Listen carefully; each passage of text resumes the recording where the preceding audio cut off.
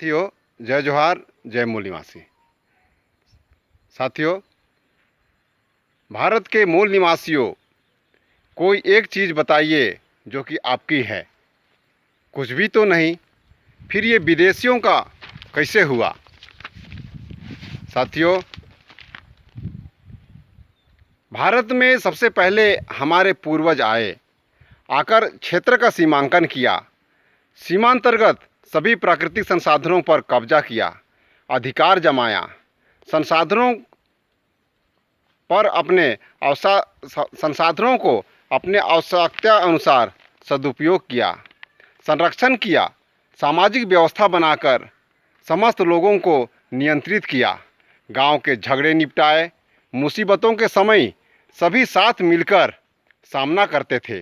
भारत की सभ्यता सभी से अग्रणी था, सर्वसंपन्न एवं आत्मनिर्भर हमारा मुल्क माना जाता था। विश्वविद्यालयों एवं व्यापार में सबसे आगे सोने की चिड़िया कहलाता था। परंतु आज सभी मूल निवासियों से पूछना चाहता हूं कि 1947 के बाद तथा कथित आज़ादी के बाद कोई एक चीज़ ऐसा बता दीजिए जो कि आपका है।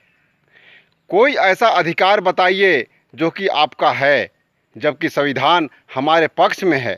इसके बावजूद कोई भी हक अधिकार हो या प्राकृतिक संसाधन, सामाजिक सेवाएं हो या सेना, शासन प्रशासन हो या राजनेता, अधिकारी हो या कर्मचारी, सेवक हो या रक्षक, कोई भी हमारे नहीं हैं, तो फिर किसके हैं? साथियों, आज जंगल सरकारी, जानवर सरकारी, पक्षी सरकारी, वनस्पति सरकारी, वनोपज सरकारी, पेड़ सरकारी, जमीन सरकारी, पानी सरकारी, खनिज सरकारी, गांव भी सरकारी, गांव का सीमांकन भी सरकारी, व्यापारी सरकारी, कर्मचारी सरकारी, राजनेता सरकारी, कोर्ट अदालत सरकारी, वकील सरकारी, जज सरकारी, डॉक्टर, इंजीनियर सब सरकारी, फसल सरकारी, मेहनत सरकारी, बच्चे सरकारी, महिलाएं सरकारी, दफ्तर सरकारी, पुलिस एवं सेना सरकारी, मंत्री एवं संतरी सरकारी, स्कूल सरकारी, शिक्षा सरकारी, टीचर सरकारी, स्वास्थ्य सरकारी, अस्पताल सरकारी, कॉलेज सरकारी, ज़मीन के ऊपर सरकारी, ज़मीन के नीचे सरकारी, हमारे दाएं सरकारी, हमारे बाएं सरकारी, किसान एवं मूल निवासी हुए गैर सरकारी, और सरकार हमारी वो है विदेशी।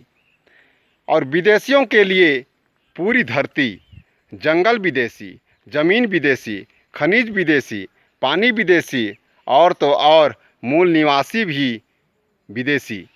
इसलिए देश में आर्य ब्राह्मणों का सभी के ऊपर राजकाज, शासन सत्ता चल रहा है। इसलिए सभी हक अधिकार से वंचित रखा गया है।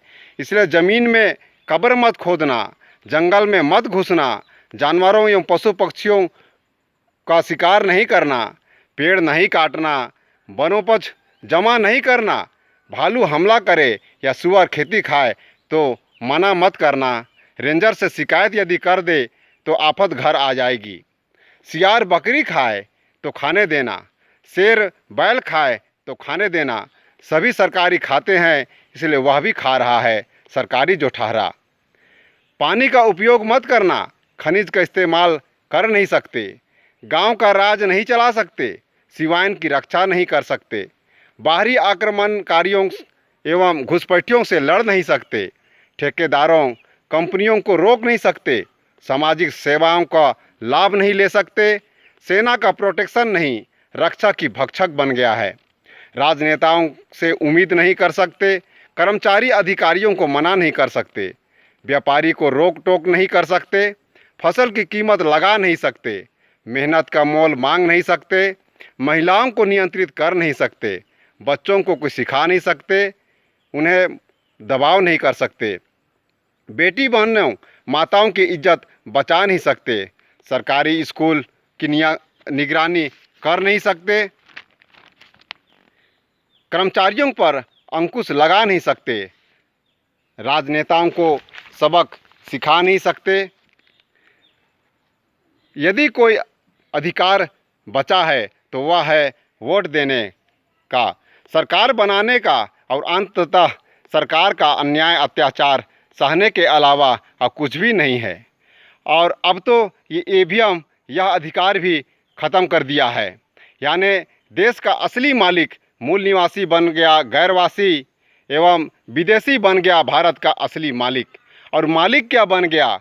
मूल निवासियों को गुलाम बनाया, सोने की चिड़िया हड़प लिया, सारे प्राकृतिक धन संसाधनों का दुरुपयोग कर अपने स्वार्थ की बलि वेदी पर झोंक दिया, मूल निवासियों से सब कुछ लूट लिया। मूल निवासी आज जो भी सोचे, जो भी करे, जो भी देखे, जो भी सुने या जहाँ भी जाए केवल विदेशियों को काम आए। सारा समय, सारा मेहनत, सारा धन, सारा संसाधन, सारा जीवन विदेशियों पर कुर्बान हो गया है। और इसके बाद भी अन्याय, अत्याचार, भ्रष्टाचार, लूट, शोषण, अपमान की दर्द भरी दास्तान। आज इंजीनियर हो या वकील, जज हो या डॉक्टर, पुलिस हो या सेना, कर्मचारी हो या अधिकारी, सभी सरकार का पक्ष लेते हैं, उन्हीं का सुनते हैं। हम मूल निवासियों का सुनने वाला कोई नहीं है।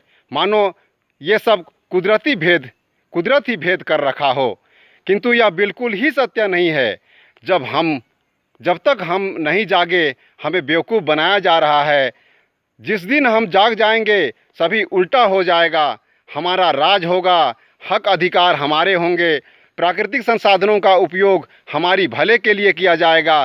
शासन सत्ता, राजनेता, कर्मचारी, वकील, जज, डॉक्टर, नेता, मंत्री, संतरी, कर्मचारी, अधिकारी सब हमारी सुनेंगे, हमारी सेवा करेंगे। सभी सामाजिक संस्थाएं एवं दफ्तर हमारे लिए काम करेंगे। सभी थाने एवं सुरक्षाकर्मी हमारी सुरक्षा करेंगे। शासन सत्ता में बराबर की भागीदारी होगी, इज्जत व सम्मान का जीवन होगा, कायरता, धमकी एवं आतंकवाद दूर भागेगा। देश में अमन चैन, सुख सुविधा, मेल प्रेम, भाईचारा, शांति एवं समृद्धि का आलम होगा। देश में एकता अखंडता से देश पर किसी की बुरी साया नहीं पड़ेगी। देश का धन बाहर नहीं जाएगा, देश के विकास में काम आएगा। कोई ना छोटा होगा ना कोई बड़ा, किसी पर राज नहीं किया जाएगा और ना ही अन्याय अत्याचार एवं लूट मचेगा। ऐसा देश हम बनाएंगे, ये तभी संभव होगा जब हम मूल निवासी अपने भारत को विदेशियों से छुड़ाएंगे, अपने देश को आज़ाद कराएंगे, अपने अधिकार, कर्तव्यों, जिम्मेदारियों व दायित्वों का निर्वहन करेंगे, भारत के सभी मूल निवासियों को जगाने एवं संगठित करने का काम करेंगे। अन्यथा सभी मूल निवासी खाली हाथ भिखारियों की तरह बदतर जीवन बिताएंगे। क्या यह दशा आपको मंजूर है? क्या विदेशियों के घिनौनी वारदातों से आपको गुस्सा नहीं आता है? अपने मूल निवासियों से तनिक भी प्रेम भावना बची हुई है? यदि ऐसा है तो आइए इस वीडियो को फॉरवर्ड कीजिए, चैनल को सब्सक्राइब कीजिए। मैं भी आपका मूल निवासी भाई हूँ, कृपया मुझे साथ सहयोग कीजिए। अपने मूल की मूल वासियत को बचाने में अपना बहुमूल्य योगदान देवें। धन्यवाद।